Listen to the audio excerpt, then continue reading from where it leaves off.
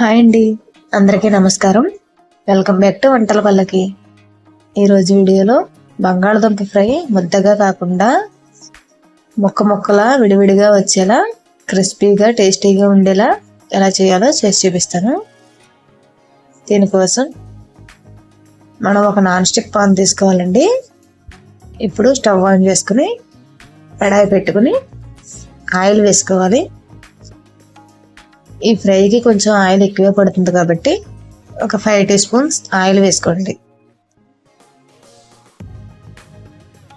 ఇలా non stick దాంట్లో చేయడం వల్ల మనకు అడుగంటకుండా ఉంటుంది. బంగాళదుంప తొందరగా గిన్నెకి అడుగంటుతుంది కదండి, అందుకని నాన్ స్టిక్లో చేసుకోండి. కుదరని వాళ్ళు మామూలుగా కూడా చేసుకోవచ్చు. ఈ రెసిపీని పిల్లలు సైతం చాలా ఈజీగా నేర్చుకునే రెసిపీ కాబట్టి పెళ్ళైన వాళ్ళు, కొత్తగా పెళ్ళైన వాళ్ళు, వంట నేర్చుకుందాం అనుకున్న వాళ్ళు, బ్యాచిలర్స్ ఇలాంటి రెసిపీస్ని ట్రై చేయండి. ఫస్ట్ ఇప్పుడు ఆయిల్ వేడెక్కిందండి, దాంట్లో తాలింపు సరుకులు వేసేసుకుందాం. ఆవాలు, జీలకర్ర, 1 స్పూన్ పచ్చెనగపప్పు, 1 స్పూన్ మినపప్పు, 2 ఎండుమిరపకాయలని, కొంచెం కరివేపాకు వేసుకుని దోరగా ఫ్రై చేసుకోండి.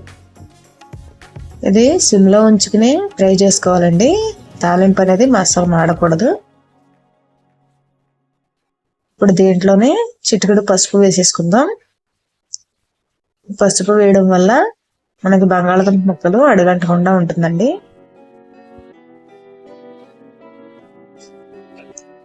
ఇప్పుడు చిన్న సైజులో కట్ చేసుకున్న బంగాళదుంప ముక్కల్ని నీటిలో వేసుకుని ఉంచుకోవాలి.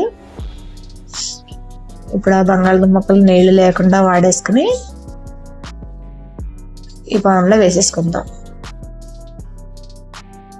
ఇలా కట్ చేసుకోవాలండి చిన్న పీసెస్లా.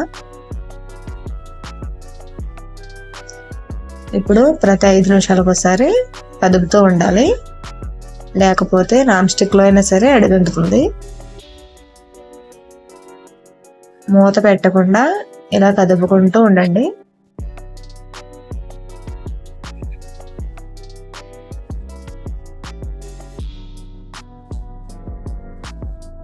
ఇలా ఒక 15 నిమిషాల వరకు సిమ్లోనే ఉంచుకుని ఫ్రై చేసుకోండి.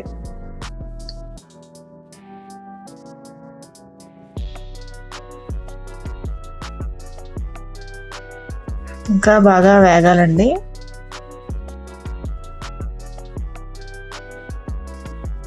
ఇప్పుడు మళ్ళీ ఒకసారి కదిపి చూద్దాం.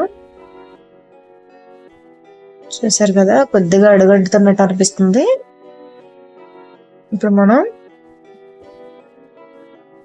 జాగ్రత్తగా కలుపుకోవాలంటే, లేదంటే మొత్తం పేస్ట్లా అయిపోతుంది.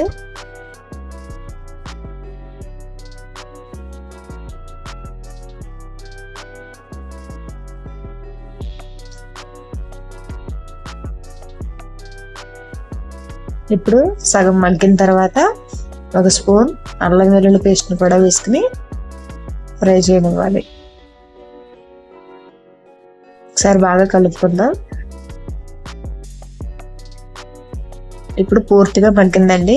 దాంట్లోనే దానికి సరిపడగా 1 స్పూన్ కారం, 1 స్పూన్ ధనియా జీలకర్ర పొడి, 1/2 స్పూన్ సాల్ట్ వేసుకుని బాగా మిక్స్ చేసుకుందాం.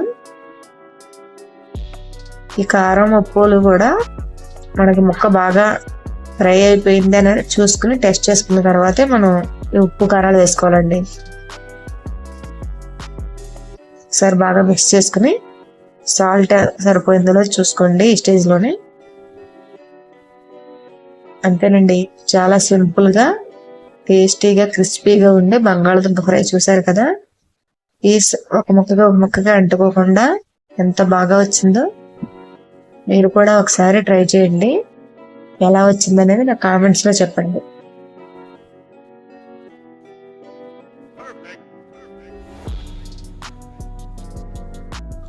మీరు పప్పుచారు కానీ, చారు కానీ, పప్పు కానీ ఏది చేసినా ఇది ఒకసారి సైడ్ డిష్గా చేసి చూడండి, చాలా బాగుంటుంది.